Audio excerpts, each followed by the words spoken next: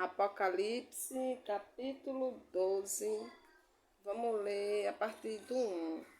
E viu-se um grande sinal no céu, tá? Uma mulher vestida do sol, tendo a lua debaixo dos seus pés, e uma coroa de 12 estrelas sobre a sua cabeça. E estando grávida, gritava com as dores do parto, sofrendo tormentos para dar à luz. Viu-se também outro sinal no céu. Eis um grande dragão, vermelho, que tinha sete roxins e 10 chifres sobre as suas 7 diademas. A sua cauda levava após si a terça parte das estrelas do céu. Lançou-as sobre a terra, e o dragão parou diante da mulher, que estava para dar luz, para que, dando ela luz, lhe devorasse o filho. E deu à luz um filho, um varão, que há de reger todas as nações com vara de ferro. E o seu filho foi arrebatado para Elohim e para o seu trono.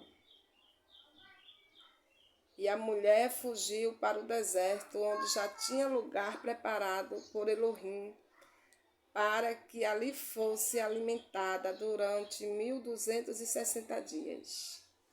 Então houve guerra no céu. Miguel e os seus malachim, no caso anjos, batalhava contra o dragão. E o dragão e os seus malachim, no caso anjos também, tá, gente? Batalhava, mas não prevaleceram, nem mais o seu lugar se achou no céu. E foi precipitado o grande dragão, a antiga serpente que se chama Rassatã, e o diabo, que engana todo mundo, foi precipitado na terra. E os seus malachim, tá? No caso, os seus anjos, foram precipitados com ele. Isso é forte. Então, ouvi... Tá bom, acho que eu vou ler só até aqui o 9 mesmo. Até o 9.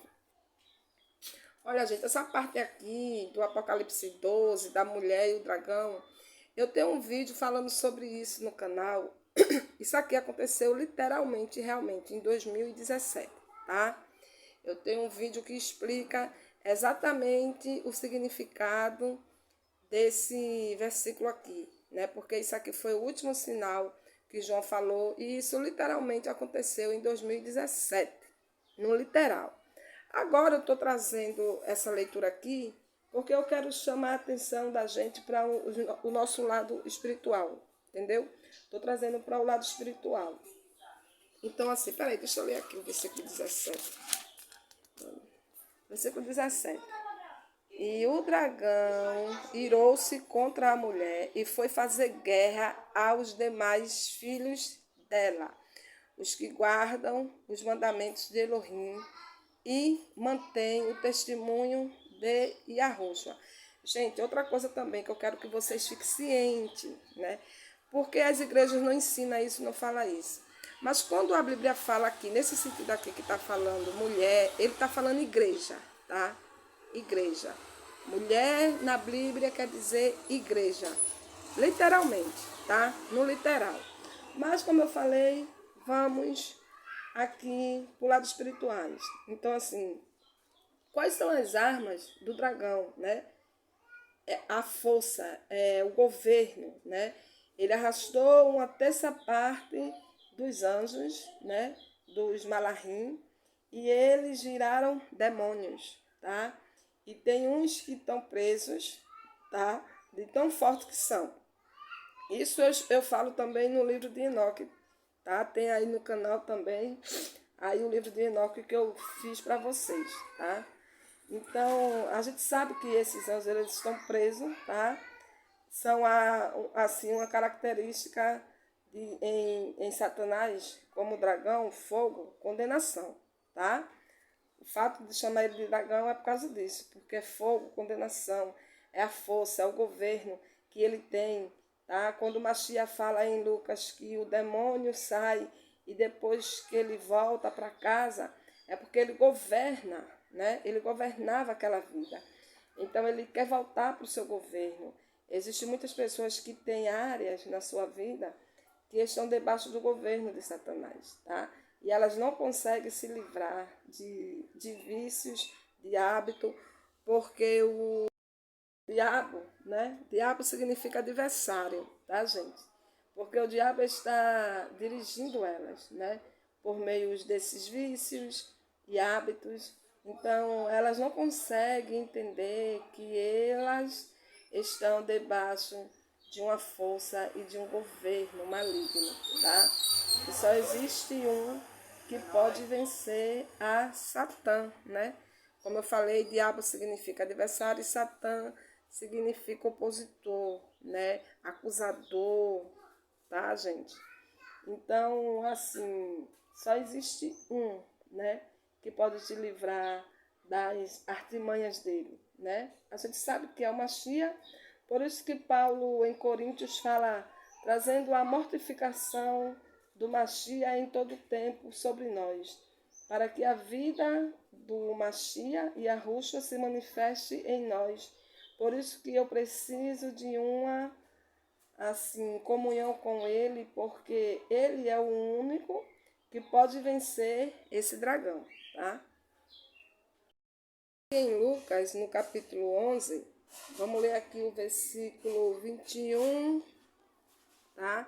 Fala assim: quando o valente guarda armado a sua casa em segurança, está os seus bens. Mas, sobrevindo outro mais valente do que ele, e vencendo, o tira-lhe toda a armadura em que confiava e reparte os seus despojos. Quem não é comigo é contra mim, e quem comigo não ajunta, espalha, tá? Então, quem é mais valente do que o dragão? Quando o Mashiach chega, ele governa e ele coloca por terra todo o governo de Satanás e devolve para mim e para você tudo que é nosso, tudo que o diabo tentou roubar e toda a valentia dele, tá? E toda situação que tem tentado contra você vai ser eliminada através do nome do Mashiach e a Yahushua, tá? Qual é o Mashiach que você conhece, tá? O Mashiach da Escritura, da Palavra, o Mashiach que molda a nossa vida, que tem uma obra para realizar em nós, tá? Esse é o Mashiach que nós precisamos na nossa vida. 2 Coríntios, capítulo 11, vamos ler aqui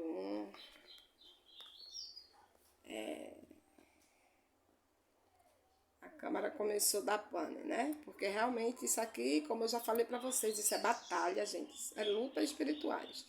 Então vamos lá, né? Oxalá me suportasseis um pouco na minha insensatez. Sim, suportai-me ainda, porque estou zeloso de vós, com zelo de Elohim, pois vos desposei com um só esposo, Mashiach, aqui ó, Mashiach, tá?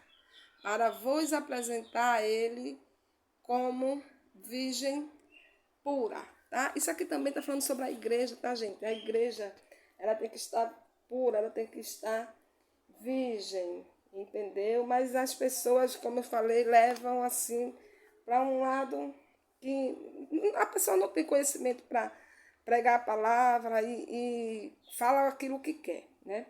Mas eu acho que a pessoa, para pregar a palavra, trazer a palavra assim, tem que ter conhecimento realmente do que a palavra está falando, tá?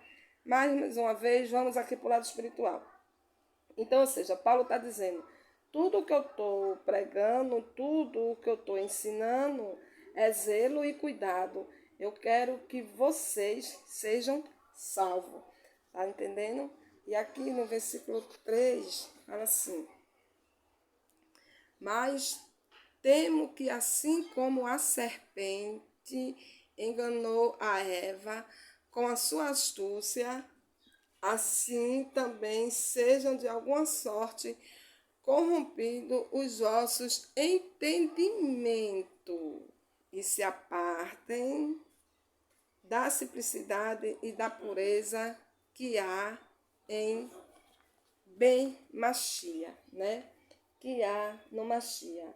Então, pare de olhar para a vida dos outros e olhe a sua vida. Veja como você está diante do Eterno. Você está agradando a Ele, tá?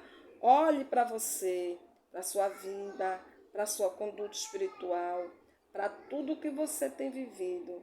Essa é a simplicidade que Paulo fala, porque o que vai importar no final das coisas é a sua vida, tá? Olha onde você tem se desviado, olha onde você tem se corrompido, as coisas simples da vida para você não tem mais valor, entendeu?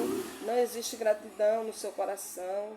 O sentido das pessoas é assim, o sentido das pessoas tem se corrompido porque elas não ouvem mais, tá?